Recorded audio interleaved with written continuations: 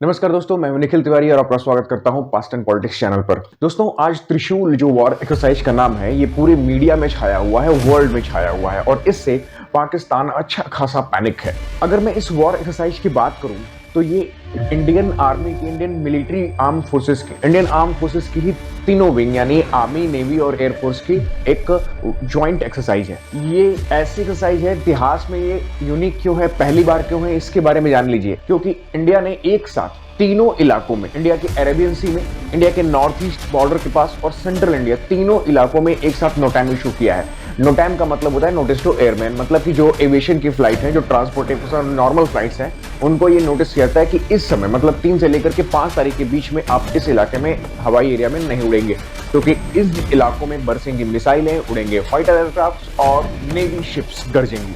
तो इसमें joint exercise दोस्तों होते रहते हैं कई देशों में। लगभग मैं अगर टॉप 5 टॉप 3 मिलिट्री रैंक्स की बात करूं, चाइना, यूएसए, रशिया, तो रशिया तो खैर लाइव वॉर में है, लेकिन बाकी कंट्रीज भी लगातार एक्सरसाइज कर रही हैं, वॉर एक्सरसाइज कर रही हैं। इंडिया का ये वॉर एक्सरसाइज क्यों इशू है? क्योंकि इससे पहले ऑपरेशन सिंदूर हो चुका है और ऑपरेशन सिंदूर के दौरान कुछ न कुछ ऐसा इंडिया ने एक सिनेरियो बनाया और टेरर कैंप्स पे अटैक कर दिया। हालांकि इंडिया कभी भी डायरेक्ट मिलिट्री इंफ्रास्ट्रक्चर को अटैक नहीं करेगा। इंडिया के पास इतना सेंस है कि साउथ एशिया में कुछ शांति का संकट इंडिया पैदा करना नहीं चाहता, लेकिन सर क्रीक पर जो मिलिट्री इंफ्रास्ट्रक्चर पाकिस्तान ने बिल्डअप किया है, इसको क्लियर मैसेज देने का ये काम कर रहा है।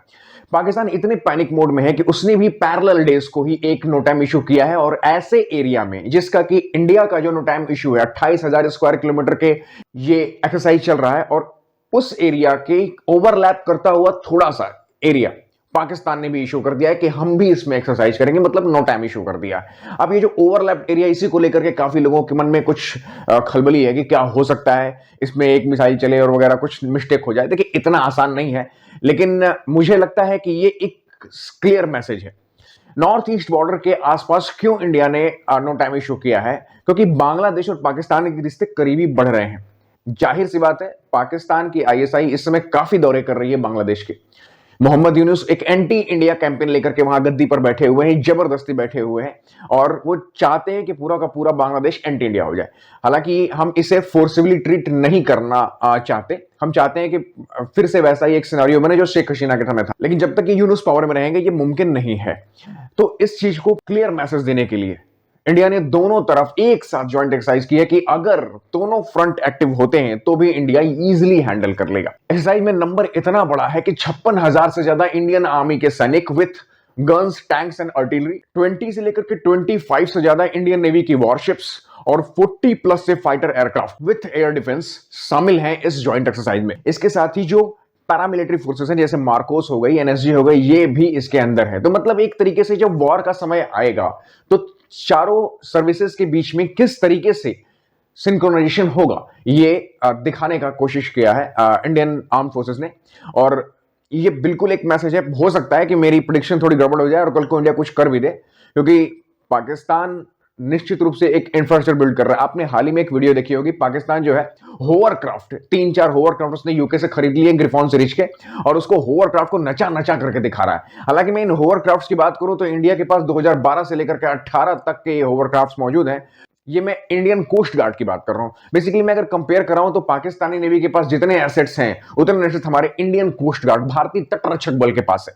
यानी इंडियन नेवी की बात ही मत करिए, तटरक्षक बल अकेले संभाल सकता है। अगर इंडियन आर्मी की बात करें तो एटोर नाम का एक व्हीकल है जो तीनों टेरेन, मतलब माउंटेन टेरेन, फ्रेश जो वाटर है और जो माशी आइलैंड है, उन पर आराम से ऑपरेशन कर सकता है। पंजाब में आए हुए फ्लड में इंडियन आर्मी ने इसका सीधा सीधा प्रूफ दिखाया था।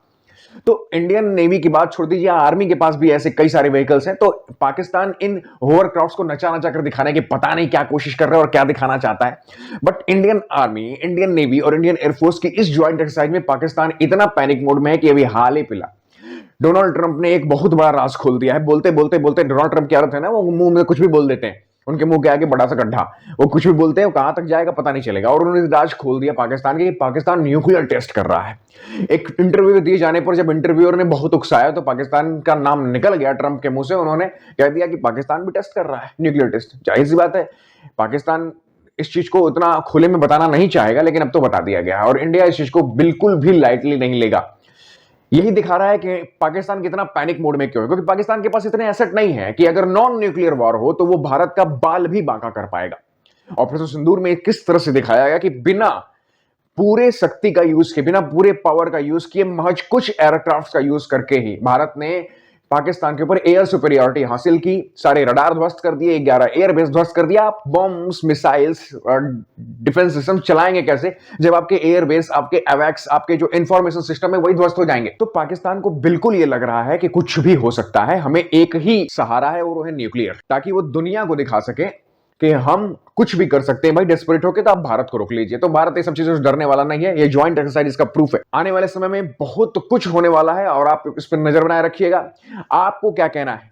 क्या भारत को न्यूक्लियर मिसाइल टेस्ट जो पाकिस्तान करने वाला है या कर रहा है उसके जवाब में कुछ करना चाहिए, या इस तरह के एक्सरसाइज का लेवल बढ़ा करके पाकिस्तान को वैसा ही प्रेशर बनाए रखना चाहिए? जरूर बताइएगा कमेंट्स में। तब तक के लिए धन्यवाद। भारत माता की जय।